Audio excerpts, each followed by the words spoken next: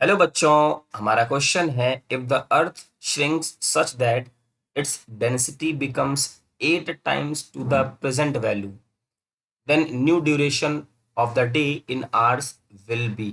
तो देखिए क्या बोला जा रहा है। जो हमारी डेंसिटी फाइनल है वो इनिशियल डेंसिटी से 8 टाइम्स इंक्रीज हो गई है बाय श्रिंकिंग द अर्थ। अब बच्चों अगर श्रिंक हो रहा है तो रेडियस कम होगा, और रेडियस और डेंसिटी का क्या रिलेशन होता है। तो देखिए density is equal to mass upon volume होता है। मास पे तो कोई चेंज होने वाला नहीं है, मास तो हमारा सेम रहेगा, तो मास कांस्टेंट रहेगा। तो density is proportional to 1/v। और बच्चों ये v हमारा वॉल्यूम है, वॉल्यूम का फॉर्मूला होता है 4/3 πr3। ठीक, तो यहाँ पे वॉल्यूम का और रेडियस का हमारा रिलेशन है क्यूब में।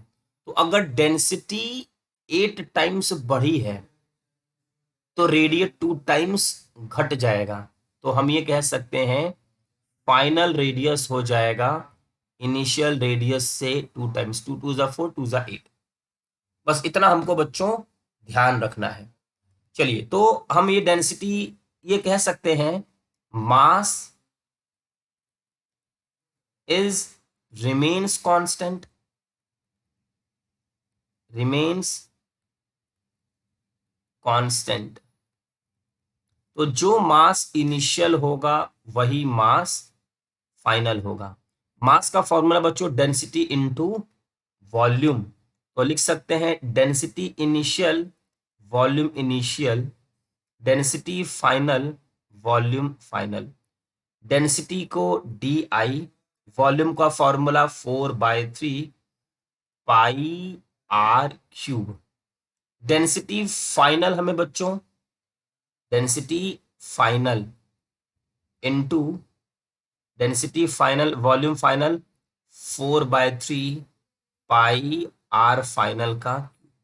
ये 4/3 cancel, D initial R initial का cube, D final R final का। यहां से बच्चों अब हमको कुछ रिलेशन कैलकुलेट करना होगा। अब यहां से अगर हम वैल्यू पुट कर देते हैं तो क्वेश्चन हमारा सॉल्व हो जाएगा। तो देखिए हम ये लिख सकते हैं no external torque is act. कोई एक्सटर्नल टॉर्क नहीं लग रहा है जिसकी वजह से हम लोग यूज कर सकते हैं देयरफॉर बाय कंजर्वेशन ऑफ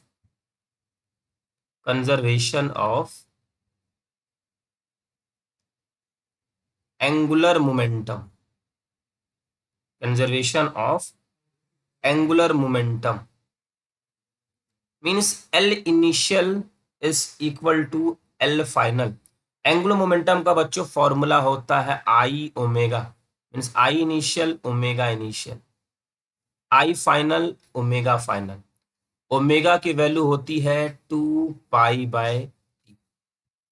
आई होता है मोमेंट ऑफ इनर्शिया, इसका फॉर्मूला होगा 2/5 mr²।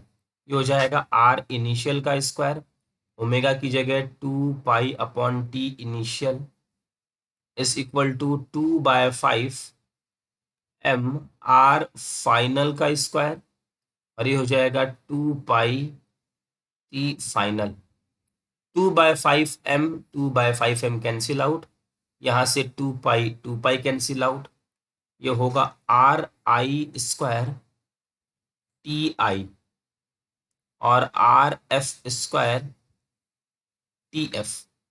RI की वैल्यू बच्चों RI ही रहने दीजिए, TI की जगह 24 आवर्स, 24 आवर्स होता है। R फाइनल दिया हुआ है RI/2 का स्क्वायर, और T फाइनल हमें कैलकुलेट करना है।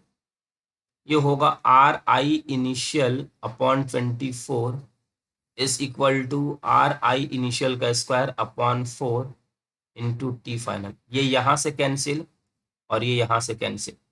तो टी फाइनल की जो वैल्यू आ जाएगी वो होगा 6 आवर्स। हमारे इस क्वेश्चन का आंसर होगा 3। आई होप कि आपको ये क्वेश्चन अच्छे से समझ में आ गया होगा। Thank you.